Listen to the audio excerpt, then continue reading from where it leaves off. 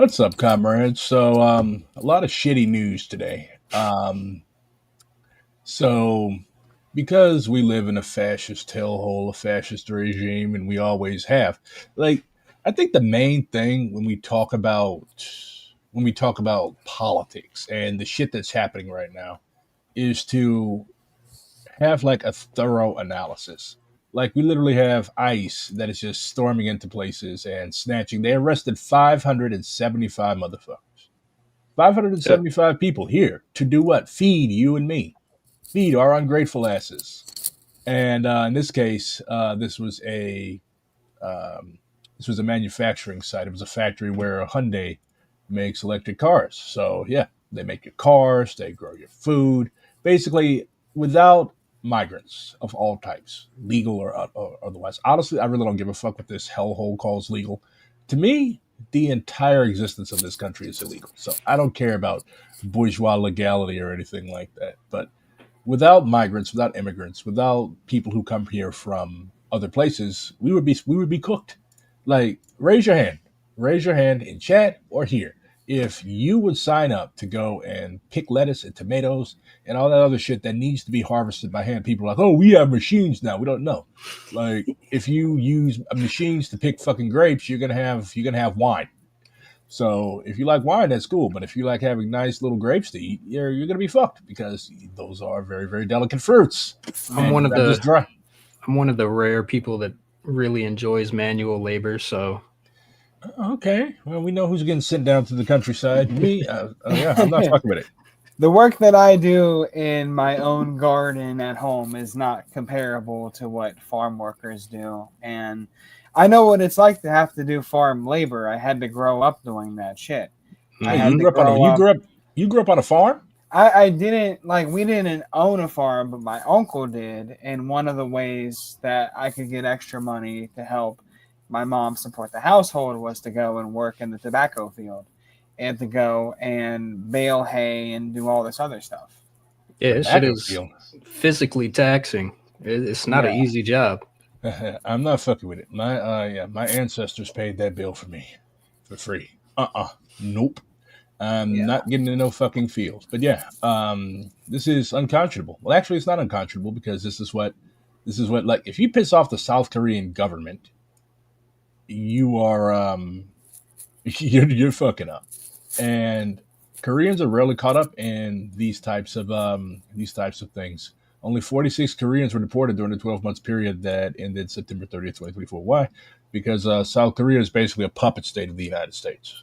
And when Mm. you're a puppet state of the United States, your nationals get your nationals get like privileged treatment. Like I haven't heard of them deporting Saudis, but like Trump is targeting Venezuelans because Venezuela is in contradiction with the United States. It's targeting. Well, it's always targeted Mexicans, regardless of the type of government that they have. But like, yeah, we're in like you're familiar with that whole Lenin quote about like years happening in weeks. Now we have fucking a decade happening every fucking day now. So um it's really really important that we get our shit together. It's really important that we get our shit together. Like all of this reformist crap, it's not working. It does not mean though that we are inherently opposed to reform. So um because when we talk about reformism versus tactical engagement with the struggle for reforms, like what's the difference? Like what is reformism? It's attempting to achieve socialism or communism strictly through the apparatus that is already established, which Mhm. isn't going to happen. It's a system and a state that you have to destroy and rebuild for the proletariat, for the lumpen, for the disenfranchised. It's not something that you can make happen with the system that is already established and controlled by the bourgeois. I think we're gonna have Right. to do like a. I think we're gonna have to do a stream about the lumpen at one point. At some point, I mean, Absolutely. I know liberation has like a reputation as the lumpen caucus, and Tiva fucking well, in major part because Tiva fucking admitted to stabbing somebody on stream.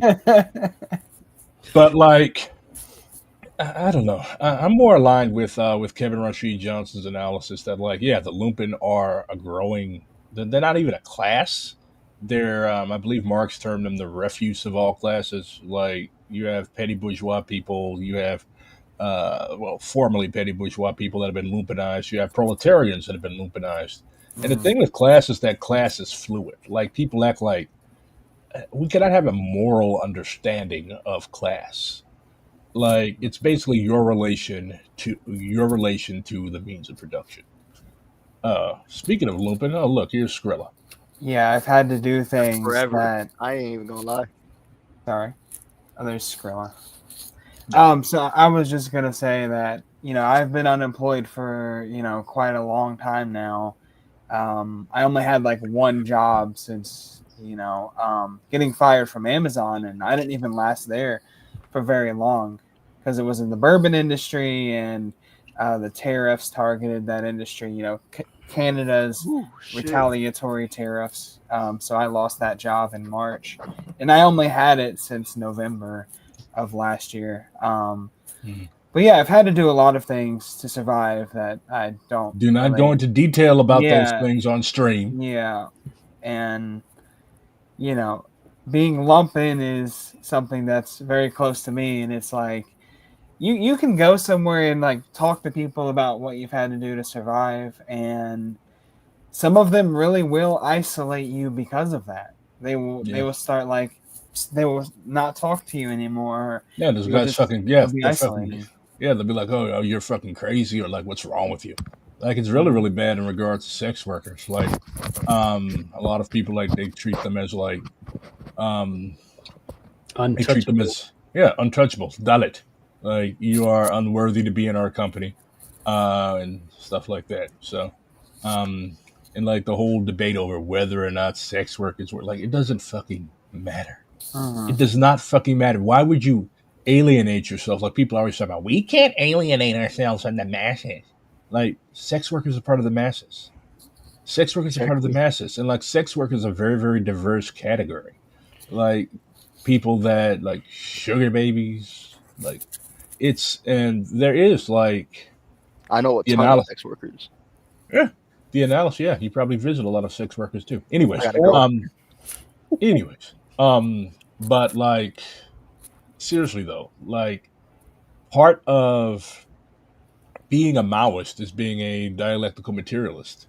It's part of being a Maoist is realizing that, hey, this shit is fluid. We have to organize everybody that has beef with this system, and nobody has like more reason to have beef with, to want to destroy this fucking system, than sex workers. So, the whole constant Twitter argument over whether or not it's legitimate work, notwithstanding, we still need to work with and organize them. We still need to arm them. Speaking of arms, Trump is literally wanting to, um, like, okay, so here's the angle that they seem to be approaching it from. The Justice Department says in a statement that in response to questions about the firearms talks, that the agency is actively evaluating options to prevent the pattern of violence that we have seen from individuals with specific mental health challenges. So the Trump administration is moving towards legally classifying our trans comrades as mentally ill across the board, right? So, like, basically, if you are a trans person with this regime, the way that it's going, they're going to basically categorize you as mentally ill and start to rapidly strip away your rights, including your Second Amendment right to own firearms. And they are using a canard, basically implying that, and again, they rely on people being low information. So basically, categorizing trans comrades as inherently dangerous. But of course, as we know, the majority of mass shootings have been committed by who? Cisgender white men, right? Right. Who are heterosexual. So, like, it's a canard. It's a canard to throw a bone, like all of the shit, renaming the Department of Defense the Department of War, which was its original name, if I recall correctly. Like, basically all this old school bullshit. It's intended, I think, in major part to take away focus on the fact that the fucking economy is fucked. Like all these tariffs, like Matt literally mentioned that they lost their job because of Trump fucking with Canada with tariffs and stuff. And like now you've got 11 Venezuelan civilians that have been murdered by this country for no fucking reason at all. And you also have this that came out. The United States Navy SEALs literally snuck into North Korea trying to plant a listening device. Like you literally risked nuclear war to plant a listening device. Mind you, this was all while Trump was talking to Kim Jong Un in 2019. And while you're doing this, you have the Navy SEALs sneak into North Korea to plant a listening device, but they were caught. They were seen by a fishing boat, and you massacre the entire fucking crew, puncture their lungs so that they sink to the bottom. God damn.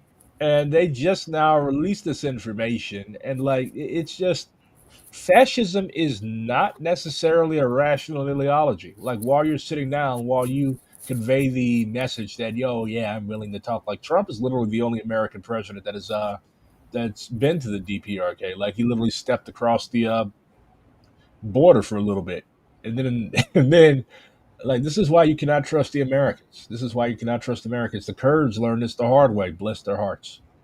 Like you allow these people to sneak in, or you sit down with them, and they're gonna fuck you over.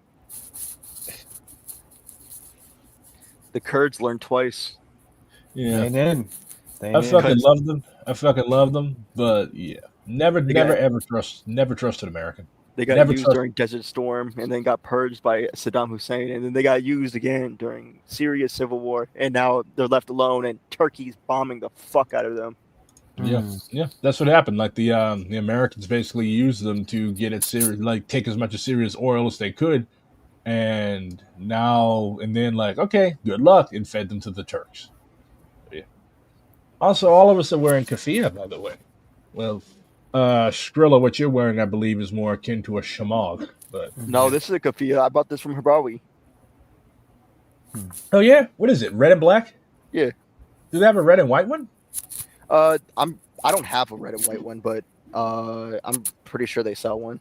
I'm tripping. Yeah, I fucks with it. I'm still thinking about the Emerge pink and white keffiyehs. And I was wearing this over it. In 27, we need to have our own. We need to have our own colorway. I'm leaning towards Skrillas. I was going to say another thing about stripping weapons from people who are trans and otherwise. I mean, first of all, over my cold dead body, right? You ain't getting my pieces. But the other thing is like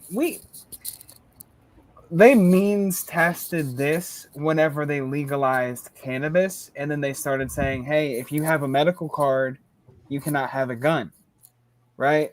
So now they did no knock raids on people for having a medical card. They did all kinds of shit like that, and it was just allowed to happen. Like not really many people pushed back on this, right? Yeah. And now they can just say if you're on HRT, we're gonna get you, right? The fucking NRA, came out and said something about this before the fucking Democrats. That's how cooked the Democrats are. Yeah. Like if you lose the NRA as a fucking Republican, what you're trying to do is cracked beyond belief. Keep in mind that Trump in his first term did ban bump stocks, and then when he got into office this time around, he immediately started talking about banning firearms from certain individuals. It was called the Violent Offender Safety Act or whatever they were talking about in court. I'll send a video of it to the Discord actually. Yeah. Tom, go ahead. Let me just do that real quick. But also, obviously, my girlfriend isn't cis, and I was like, yeah, nah, they ain't taking your shit. They ain't taking my shit, but they ain't taking your shit. You feel me? Why do you think? Why the fuck do you think that? Like, how are you going to take guns from people with guns, bro? Mm-hmm. Right. There's more firearms in this nation than there are people, and you think that these people are gonna let you take that shit? You're insane. And I've seen it said that like people are like people have been saying that Trump is like he's systems testing, like he's trying to, and he knows that all the shit he's doing is illegal. He knows that all the shit he's doing is going to be struck down in court. Like you cannot just disarm an entire fucking group of people because of their because of their identity. Like no, we don't do that. Or honestly, I really don't feel comfortable saying that we don't do or we do, because like what we do and what we don't do is changing drastically. Like this, for example, our comrades from Palestinian Youth Movement, DSA was actually a sponsor the very first time of the People's Conference for Palestine. Yes, R22 has opened up many, many doors for us. But Tom Cotton, like you could like first Fuck of all, that a motherfucker named Cotton, like you could already tell. You can already fucking tell he's gonna be on some fuck shit. Cotton. So Cotton is mad in particular because of this. Is that 70% of the cost of the F-35 program actually comes from the supply chain. 70% of this $2 trillion that goes into the supply chain is literally because they need to transport the different components of the F-35 to different locations to assemble them. And what's really important for us to know is that the F-35 supply chain functions off of this just-in-time logistics process. It's called this, it's an inventory management system. Kaizen. It's called just-in-time, which means that it delivers the goods right before they're needed. And it's also noted that for an F-35, for every 1 hour of flight, it actually needs 3 hours of maintenance. So what I'm saying to y'all. So in Maoist guerrilla mode, like basically it's got an overextended supply chain, right? Its logistics are all fucked up. So it basically grounding these things would be very, very easy to do. Like that's why it's important to organize workers that are parts of like this whole supply chain. And because like she's literally explaining like, hey, like it's not, this is not a video game. Like you put a jet up in the air, it needs fuel, it needs maintenance, because these are multi-million-dollar intricately designed death machines. So like if something goes wrong, somebody's got to fix it. Yeah. So it's relatively easy to ground these things. And you have Tom Cotton talked about, this is a threat to national security. And, every time I hear Tom Cotton, I think of Cotton Hill from King of the Hill. Yeah, I think literally that's what my mind immediately first went to was Cotton from King of the Hill. They took my spins. I thought of something else. Is that if one specific node of the F-35 supply chain is intervened in, it has a huge impact on our people back home. Lord. I really do value people who know supply chains, who know. We've really developed a methodology, and then I hope that we can get into this and we can talk about it a bit more through this panel. But what's important for us to know here is that the more that we know, the more that we can do. Knowledge is really power here. And we need to be surgical. We need to be strategic, and we need to be bold in our actions. Because there are many different points of these supply chains of death that we can intervene in, and we must intervene in. Okay, so she's not calling for anything ostensibly illegal. She's not calling for us to go out and like start blowing up F-15. Yeah, that felt pretty tame. She's not really calling for like direct action or sabotage. She's just making it clear the effect that a supply chain has. And he paints it as calling for violence against American workers. What a big fucking baby. Oh my God, bro. And the thing is, like, comrades in the Palestinian Solidarity Movement, like, they have experience. Like, they know what they can say and what they cannot say. Again, we live in an entirely new fucking paradigm now. Holy shit, Cash Patel's name is Cash App. The Honorable Kashat Patel, Director, Federal Bureau of Investigation, 935 Pennsylvania Avenue Northwest, Washington, D.C. So this is the letter that he wrote to the FBI Director, Tom Cotton. He says, I want to bring your attention to the dangerous and almost certainly illegal. How the fuck are you a United States Senator and you don't know the law? Well, that's a stupid fucking question. Most lawyers don't know the law. Most cops certainly don't know the law.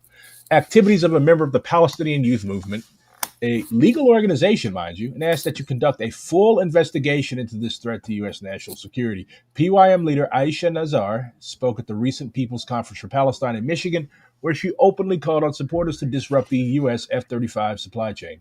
This was part of her larger call to damage U.S. military support to Israel in their lawful war against Hamas. Jesus fucking Christ. Lawful war against Hamas. Yeah, Nizar highlighted the complex F-35 supply chain, saying, if one specific node of the F-35 supply chain is intervened in, it has a huge impact. She continued, we need to be surgical, we need to be strategic, because there are many different points of these supply chains of death that we can intervene in and we must intervene in. I have previously raised concerns about the PYM and their anti-Semitic activities, along with their likely illegal receipt of tax-exempt donations. Is PYM even a 501c3? I doubt it.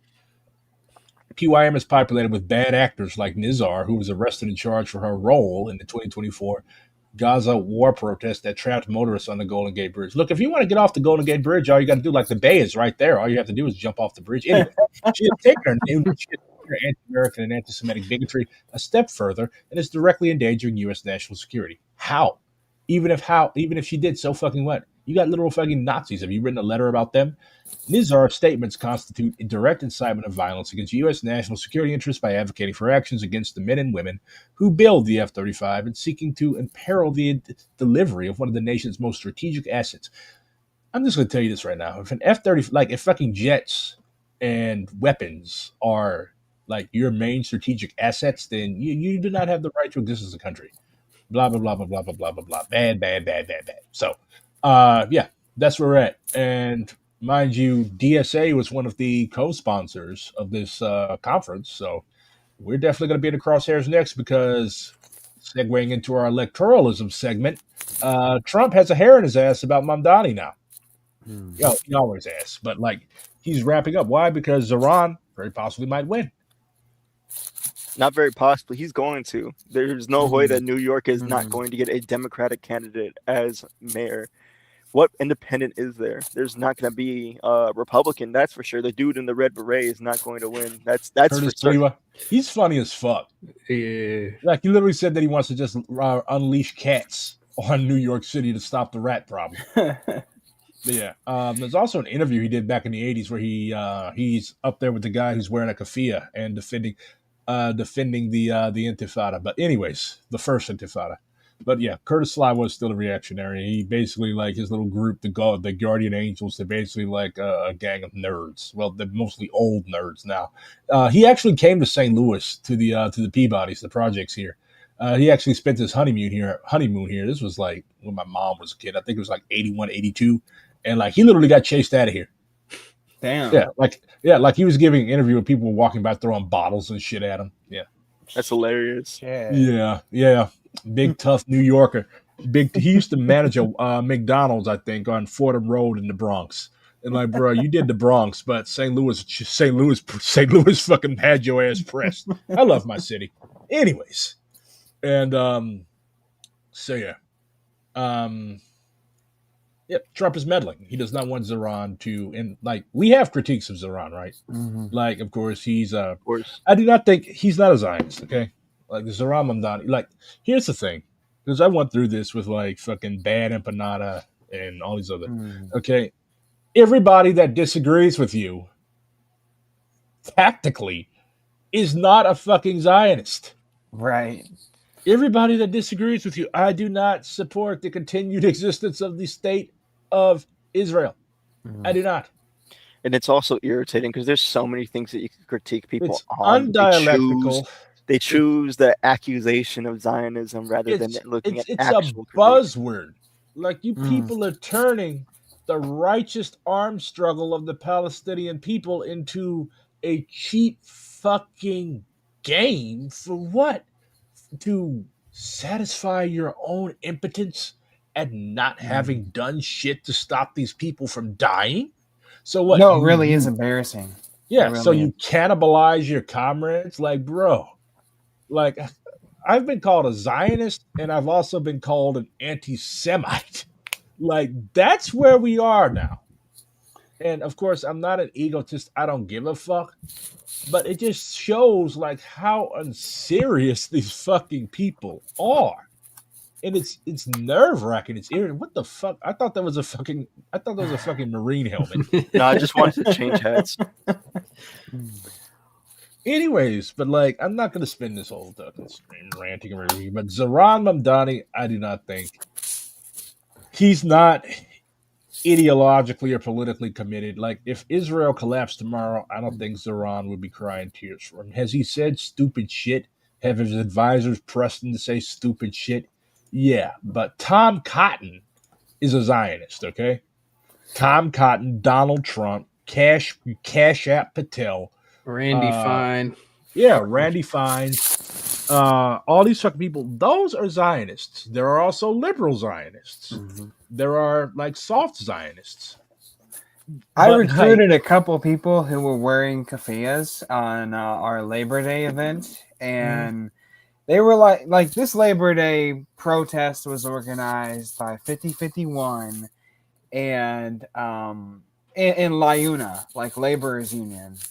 It was interesting thing they had there, but DSA was there. We had our table and everything, and there were very few people in keffiyehs, but there were these two college students that were out there in full protest, and I let them borrow my megaphone because after talking to people all day, my voice was a little bit going out, and recruited them to DSA and told them about our anti-Zionist line. And just explain that we're not using such a broad definition of Zionism that people like to use, right? Made them understand that Zionism is actually a pretty specific thing, right? That we can't just while we're arguing. Like, here's the thing. Like, okay, while we're arguing over this shit, while we're cannibalizing each other, okay, the genocide is ongoing. The genocide is continuing. We have not done everything that we could and can and must to stop the genocide, to get an arms embargo. We have not done that because we're too busy squabbling with each other over inane, irrelevant shit. Okay? No, Zoran is not as far left as I would like him to be. Could the argument be, I'm going to backtrack a little bit on something that I said. Could the argument be made that Zoran is like, he has taken positions that charitably could be interpreted as being in line with liberal Zionism? Yes or no? I would say so. Yeah, he has said that Israel has the right to exist. I temporarily forgot about that because I'm old. But I would not consider him an enemy like I would consider Bernie Sanders an enemy. Like, Bernie has consistently and constantly asserted the right of Israel. The man lived on a fucking kibbutz with fuck state, literally above the bones of Palestinian people. I would not consider Zoran an enemy like I would AOC, who has literally cashed votes that have hurt the Palestinian people. But he is not. He's not Rashida Tlaib. He is not Cory Bush. No. I would maybe we could consider him a centrist. Yeah. That reminds me.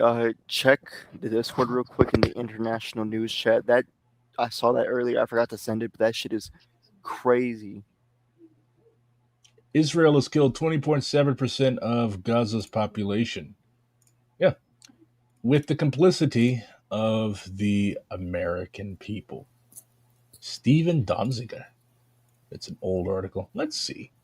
Let's give me something horrible to look at before I go to work. God.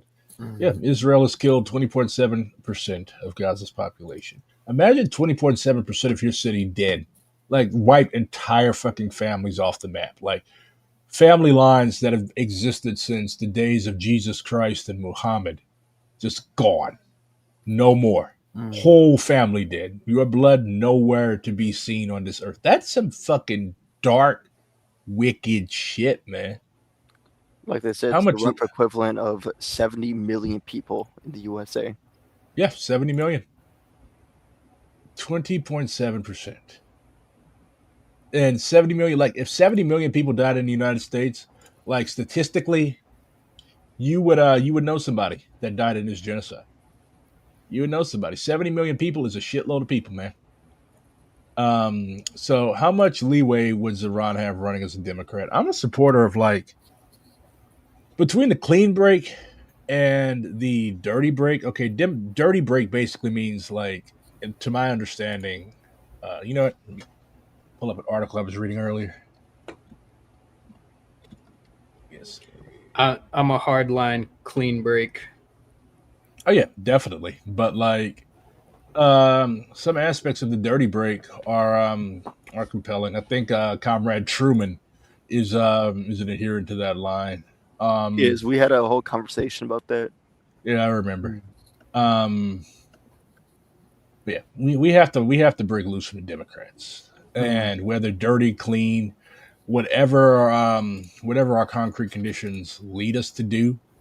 I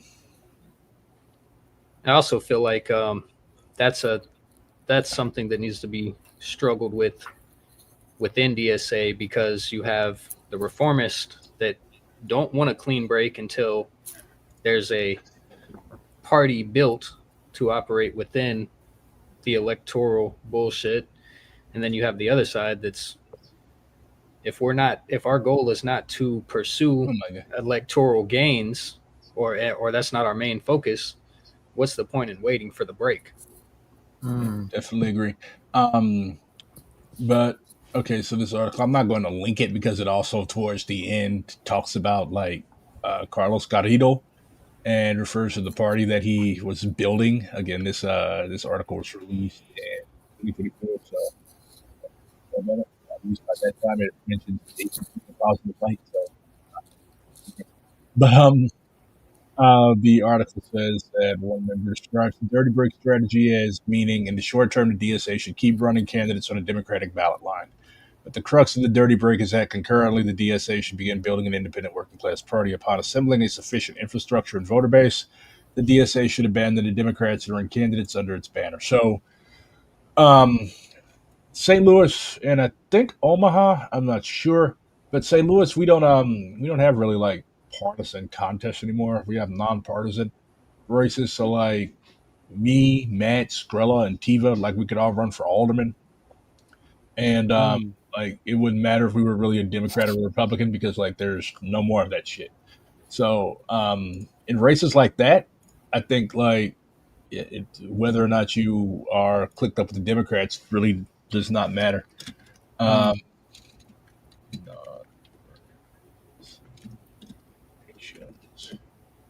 Yeah, nonpartisan primary municipal elections. That's what we have now. So yeah, I'm pretty sure Kelsey Bond is running as DSA down here in Atlanta. So okay, that it's all dependent on the city, but most places are nonpartisan when it comes to like really local level stuff. Yeah, and just like looking at a lot of these races in my city, a lot of these races were won by like a razor thin margin, like a few hundred votes. So by like getting turnout, like getting people who otherwise would not be inclined to vote out to vote, DSA could capture a lot of the north side wars in St. Louis. So there's compelling arguments for both. But yeah, I personally lean more towards like a rapid dirty break, I guess we could call it. Like we need to stop talking about breaking from the Democrats, like actually begin doing just do it. Yeah, just do it. If Zeron were to be betrayed, and he's going to be betrayed, because this gives the opportunity for a proper split between. What is it with y'all and y'all's obsession with splits? Oh man. Why would we want to split a party, not a party, an organization, the largest socialist organization in the United States, especially considering back in 2016, do you know what the largest socialist organization was? It was the fucking ISO, and they had 1.2K members. Do we want to go back to that time period? No, we don't fucking want to go back to that time period. We don't need a split. We just need a party line. That's all it comes down to, is an agreed upon line, not a split. Are you people serious about like winning? Are you people serious about winning? I think a lot of these people are just obsessed with the internet. It's 44%. You know what? Anybody that calls DSA Zionist gets banned. Anybody that calls my organization Zionist, like We've a lot of y'all. we've already had this discussion. The resolution is out there to read. Like it, Yeah. And everybody people, that are the majority of people that I'm not voted going to against keep it have repeating their my reasons. fucking self. Like, I'm not going to keep repeating myself to you. Look, if you believe that DSA is 44% Zionist, then don't fucking join DSA. We don't want you. Okay, like you all are. It's clear as day. They wasn't voted down because of Zionism. Was voted down because of the language in it. Like, Yeah. no It matter was still stupid. It was still fucking stupid to vote against it. But like, no. But again, that's where living on the internet. That's where living on the internet and never organizing and never actually engaging with the shit that you're talking about. Like at this point, y'all just don't give a fuck about Palestinians. Y'all just give a fuck about being in your mind right. That's disgusting. The Palestinian people deserve better friends.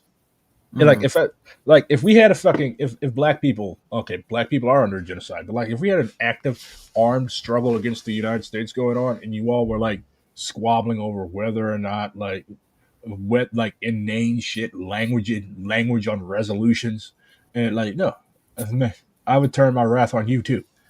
Can you invoke the Mao quote now? No investigation, no right to speak. By invoking Mao, by the way, if I recall correctly, Zenith, you live in St. Louis, you are obliged to join Liberation Caucus now. Welcome. Speaking of that, all four of y'all are Liberation Cadres now. How does that feel? Feels great. So solid. Time to What feels great about it? Well, you studied for 10 weeks, and then you're like, hey, this is a graduation now. You studied, you had the conversations, you did the work, and like I was running a bootleg polyed. Yeah, you're running a bootleg polyed. What feels good about it, other than the red tag of my name in the Discord, is being able to make decisions now, being able to act upon those decisions. Especially since me and Matt run the labor committee. Being able to do principled work and have comrades that you can lean on and reach out to. Yeah. So, in regards to like this whole war on trans comrades, like what do we think DSA can do? Like I had this discussion with a local comrade. Like a lot of people are frustrated because like it seems like we are, even though we just came off a very, very strong left-oriented convention, a lot of people are still they're irritated by the impotence, not just of DSA, because we're not impotent as the largest socialist organization in the United States, but the left as a whole. Like this horrible shit keeps happening and happening and happening. And in many cases, while we're bogged down in bureaucracy and arguing over wording on resolutions, the masses are out there. The masses are basically out there leading themselves, guiding themselves, organizing themselves. So how do we get at the front of this? I'll say what my local has been doing and is continuing to do since I've joined, and a few months before I joined, actually, and I joined back in February. We have a organization that we're partnered with. The organization is called Just Transition NWI. No, NWI standing for Northwest Indiana. And what we do, because I've helped out here and there, is get HRT to trans folks that otherwise can't get it. So that's one thing you could do. That's one thing DSA as a whole could do, is partner up with organizations that are on the front lines doing that. A second thing is self-defense classes. I know Chicago does that a lot. Chicago does unarmed self-defense mostly, but obviously, like we've seen in Philly earlier in the year, partnering with the SRA to teach self-defense classes as well, especially since they're going after trans people's right to self-defense. Like partnering with an org that focuses on armed self-defense or even unarmed self-defense, it's going to benefit trans people because they're under direct attack. Yeah, and Twin Cities was doing a lot of stuff for trans people, a lot of mutual aid oriented to trans people. And they were also doing like the self-defense classes aimed at women and trans people. Yeah. That's awesome. Yeah, and we want to do something similar in Louisville if our coalition continues to take off. Yeah, and people keep thinking that What the fuck? Oh, Jesus Christ, that scared the shit out of me. But I'm like, what the fuck? But yeah, like people have the notion that DSA is just like mild labor and electoral work, but it's good seeing so many DSA chapters like doing self-defense classes and partnering with other organizations. It's that's really good. And helping to defray. I mean, get rid of the negative stereotypes that DSA has. Like I had these negative stereotypes for a while when I was a fucking street mouse. I was like, what my fucking DSA? Aren't those all those fucking soft ass white liberals? But after I started getting involved, and yeah, those types of people that were around before 2016, they're still there. But the thing is, like, they are consistently being marginalized further and further and further into in the organization. One could say that people are trying to meet the moment.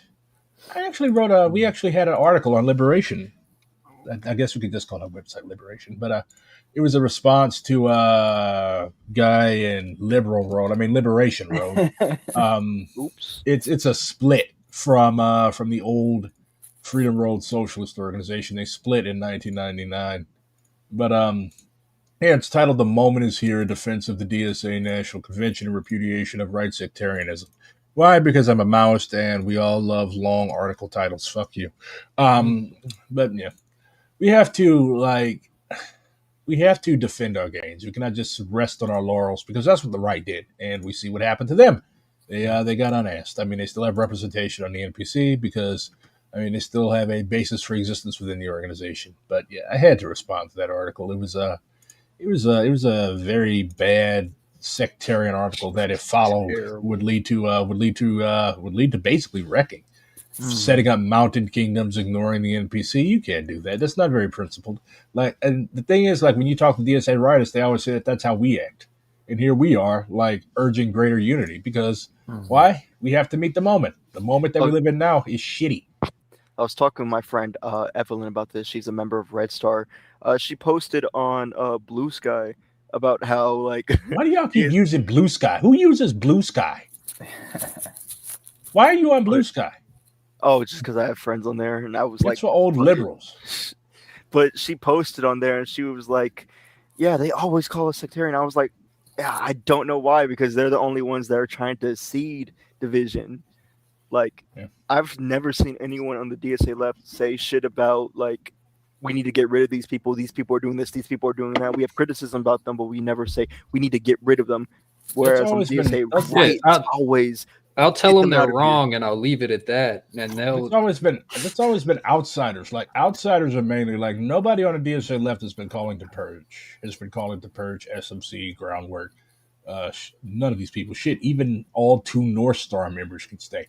But like people, it's mainly been outsiders that meddling in our business. They're like, yeah, why haven't you guys done a purge?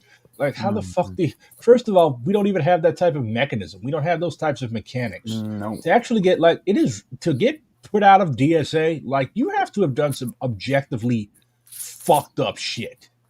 And the thing is, like, what a lot of people don't understand is that DSA is an organization that has actual processes. Are they perfect? No. Like, when you have like a 20-person little sect that's led by some fucked up weirdo that wants a cult of rich college kids that with inordinate amounts of white guilt, then yeah, you can just be like, okay, you get the fuck out of here because you suck.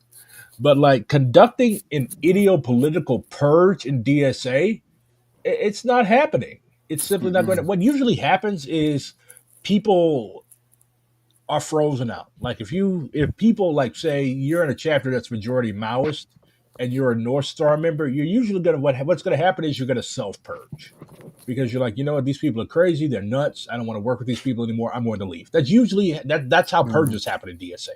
Like, to actually put somebody out of DSA, you have to make a report to, to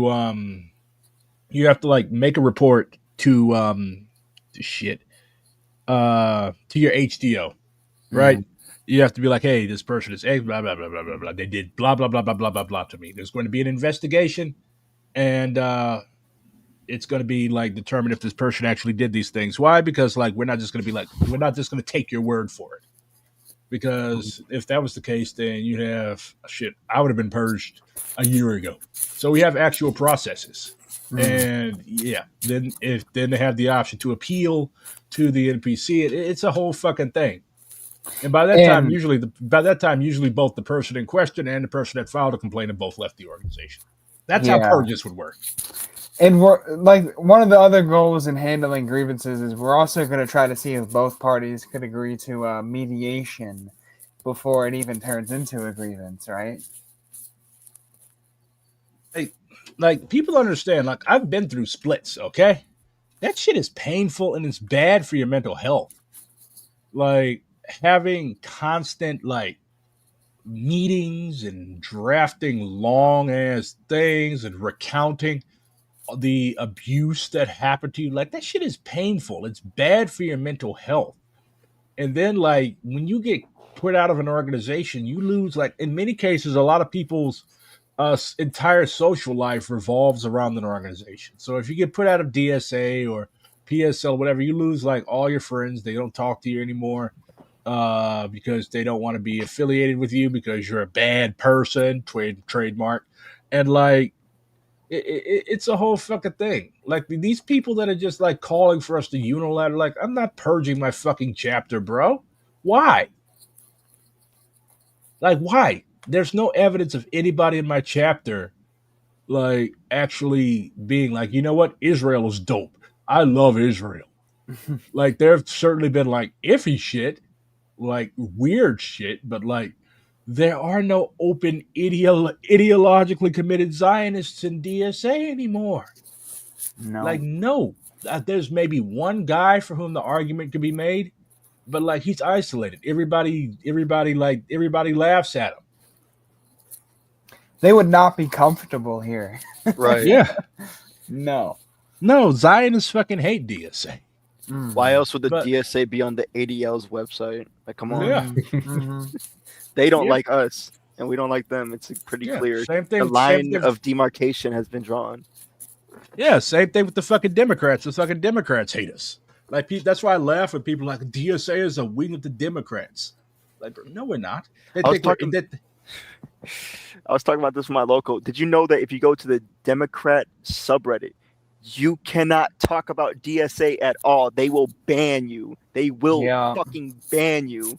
That is, I'm not surprised. I'm not surprised at all. And I was talking about that with my local because I was like, I hate when people call us a wing of the Democrats because they hate us. They don't like us.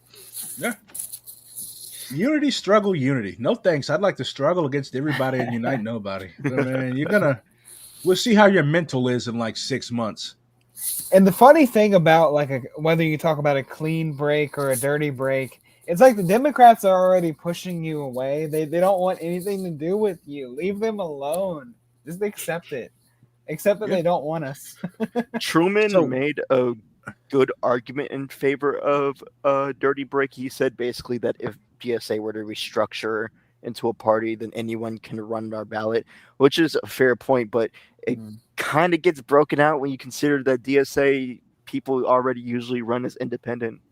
Like, we don't need to restructure into a party line, but rather break away from the Dems. That's really just what it comes down to, because either way, no matter what you look at it, we're still bigger than all the other like third parties within the United States anyway. Like, and we aren't even a party. So there's not really an excuse I see to even stick with the Dems. It's not like we're relying on them, but we're not in 2016 anymore. We're not in 2017, so on and so forth. We're in 2025.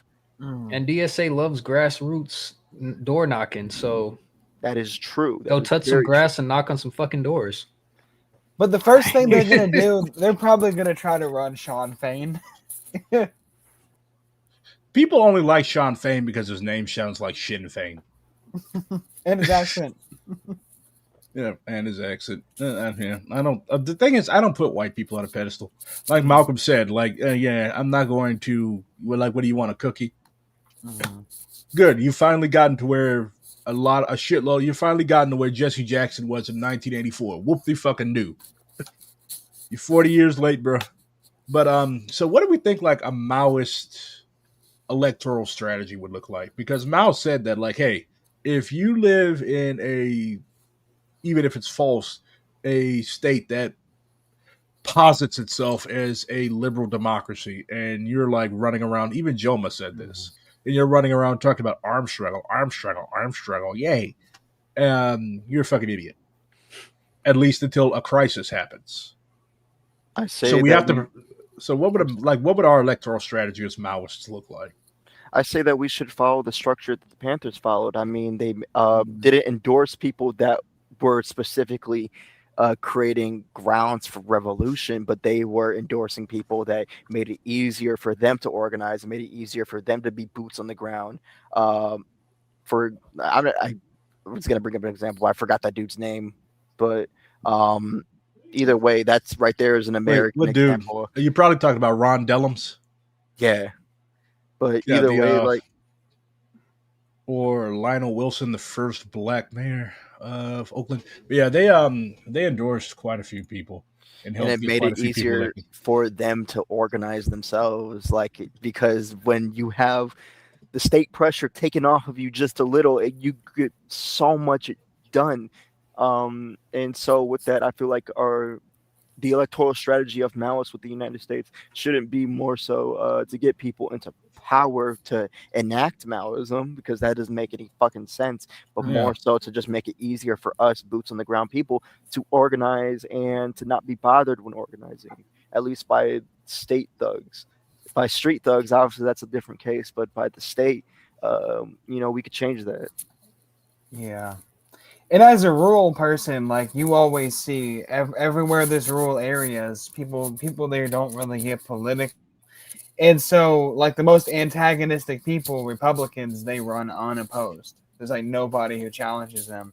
So to give people a voice, you would actually go and oppose those motherfuckers, right? You'd actually go and oppose them electorally. You'd oppose their reign over city council. You'd oppose their reign over the magistrates, and then all those other positions. That's pretty much where I'm at. As far as electoral work that we should be focusing on, I don't care about a president, senator, governor, anything outside of your local, whether it be city or county. Mm-hmm.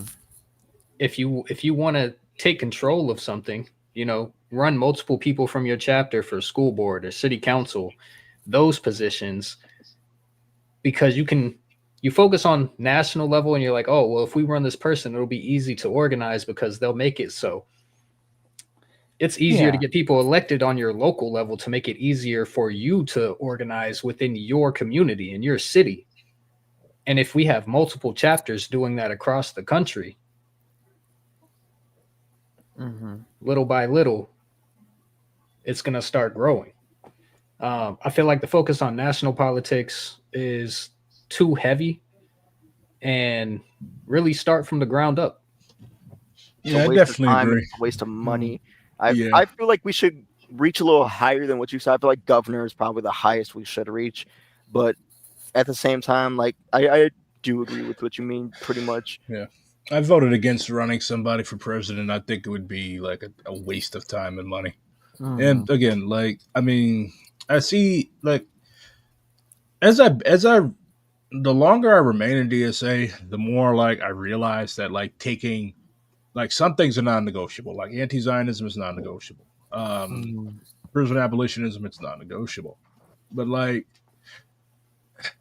when you take an ultra-left position, like, you stick your sword in the sand and you're like, this is what we're going to do. Anybody that crosses this line shall perish. That's usually a nice way to, like, you're going to end up isolated. And like that rah-rah shit, it doesn't win anybody over. It alienates you from people. So am I like Mr. Compromise? No. But eventually, like, you're gonna have to like learn how to meet people. You're gonna have to learn how to meet people, like bring people over to 75% of what you want. So like the shit that's non-negotiable, you have to win people over to that. The 25%, there can be leeway on that. And I think the problem with the DSA left for so long was that it was just, for one, it was disorganized. It was extremely disorganized, and two, it was too, I want to say ultra left, but like it was just it was just too, I guess you could say, antagonistic. Like it spent too much time sticking its sword in the sand, and that's how come so many people burn out. Whereas this year, like there was basically left unity at convention. I mean, there were still struggles within, but on shit that mattered, like R22, um, we had unity on that, and that was good. So learning from that, um, in regards to electoral politics, like we're not gonna be 100% abstentionists because that's not gonna work in the United States. People that look at you like you're insane. Like Maoists spent the entire latter half of the 2010s and the early 2020s, the early part of the 2020s, scribbling "Don't vote, revolt" on walls. And we weren't dialectical in our analysis. We didn't analyze the fact that hey, people are trying to disenfranchise black folks for a reason.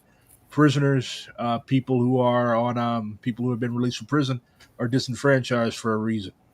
So, I definitely think that working to restore voting rights to people who have been released from prison is a good thing because I think that a lot of those votes feasibly could go to DSA backed candidates or progressive candidates in general. So we have to be dialectical and realize, hey, this is where we're at right now.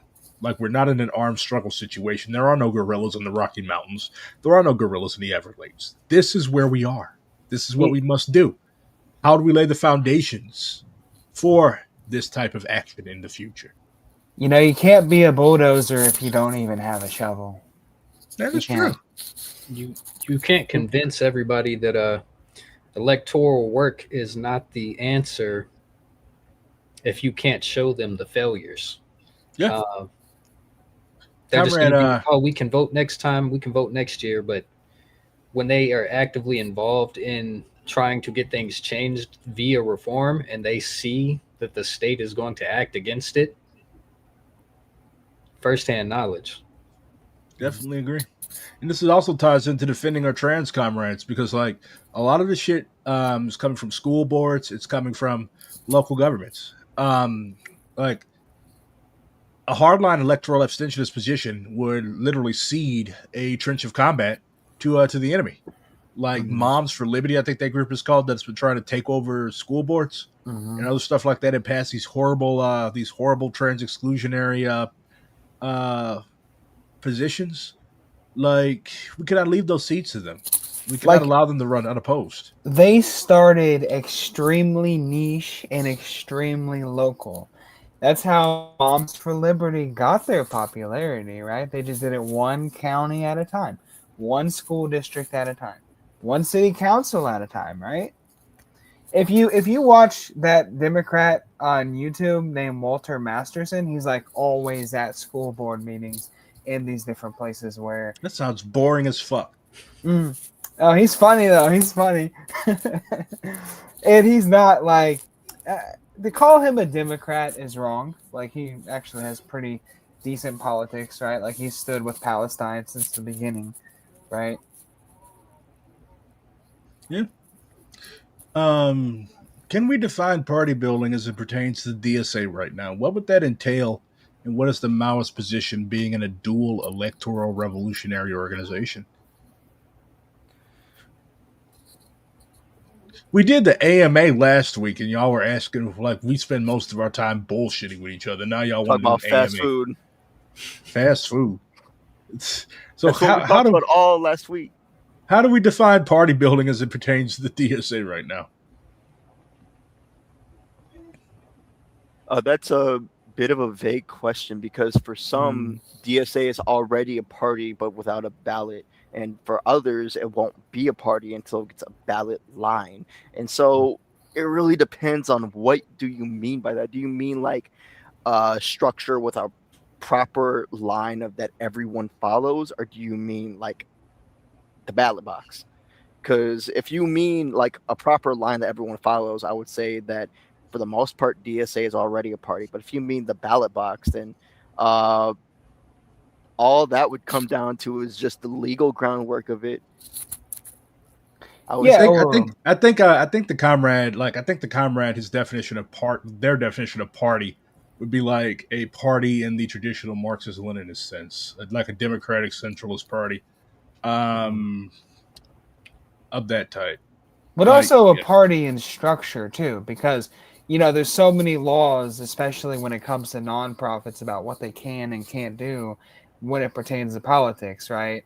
So, like, if DSA could actually go and openly lobby, that's something they can't do right now. But that's something they could do if they adapted another type of structure, maybe a front group or something like that. Yeah, let the Filipino comrades use. Like, I definitely see us needing our own version of the NDFP.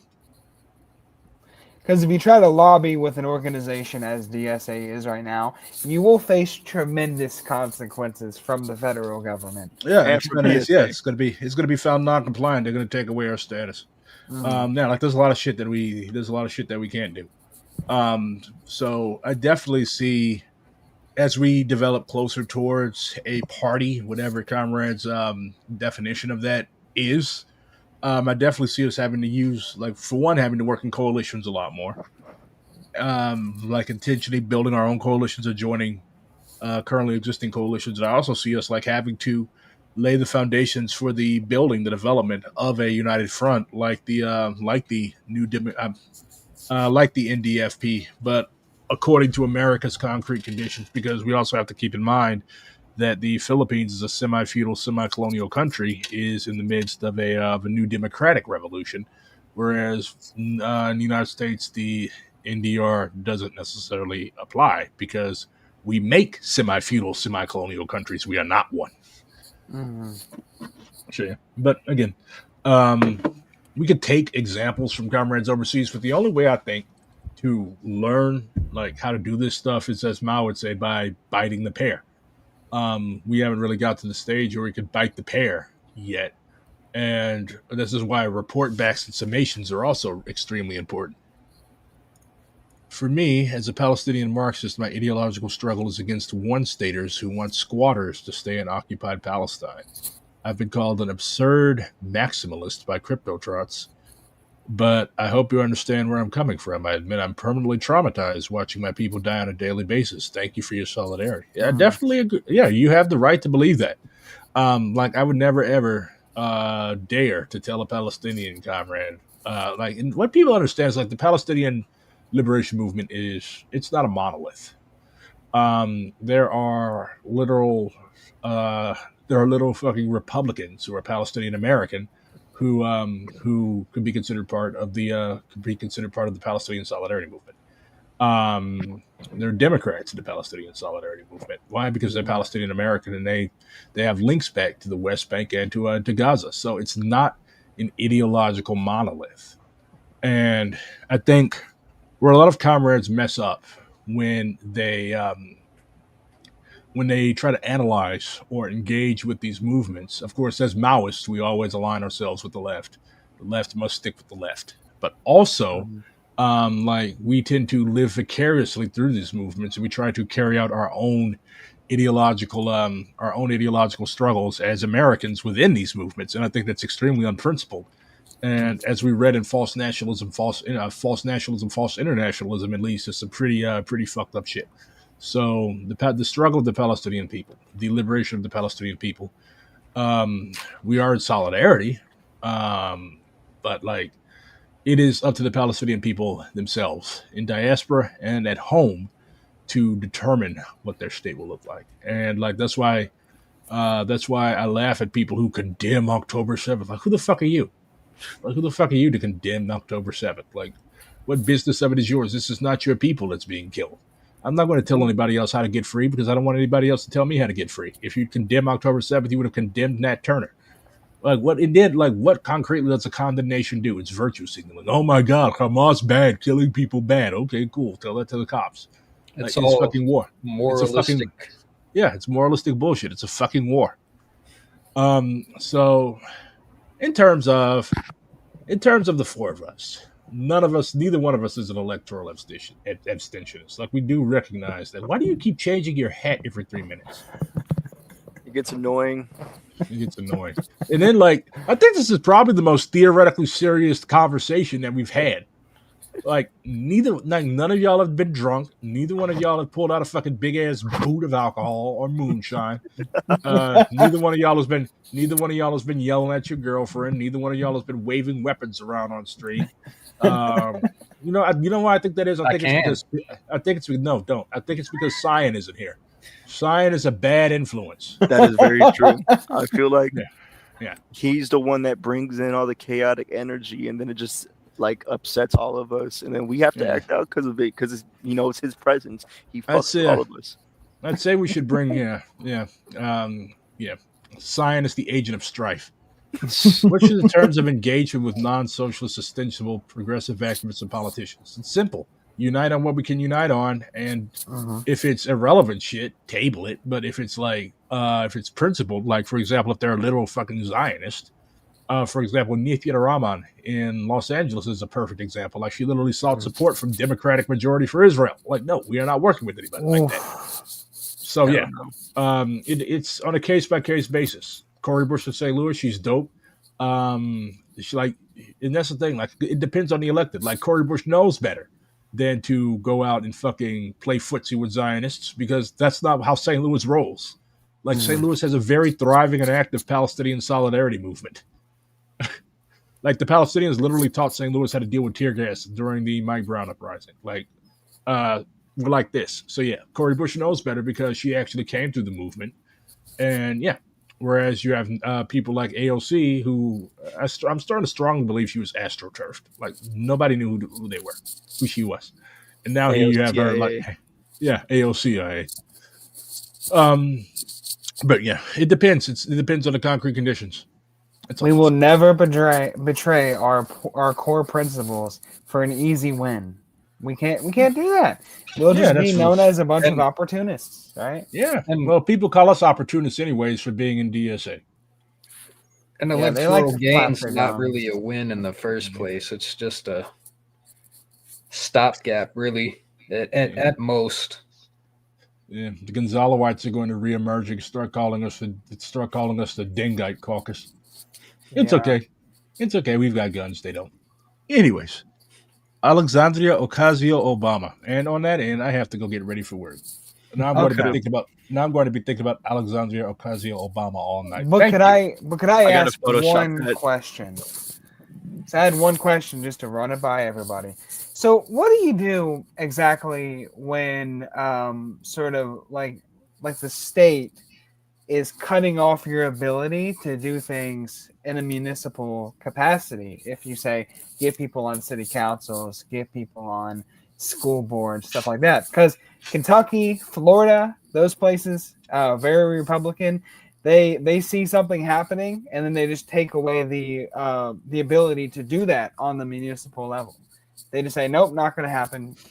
Can't do it. It's unconstitutional. Yeah, Missouri does that same thing. Like they do. Like the fucking governor is literally trying to redistrict Emmanuel Cleaver. He's a piece of shit, but he's basically trying to redistrict the state so that our entire congressional delegation is Republican. Because basically, our state government has been at war with two blue cities, Kansas City and St. Louis. Well, we can also add Columbia to the mix because that's where the college is. Kentucky's doing the same thing. Louisville, Jefferson County, like the whole state goes after them. Frankfurt hates them. I think the thing is we have to build a mass movement, and again, like we can't be abstentionists. Like we have to organize and involve people in the struggle for democratic rights. So yeah, that would be my answer. Organize, educate, agitate. Yep.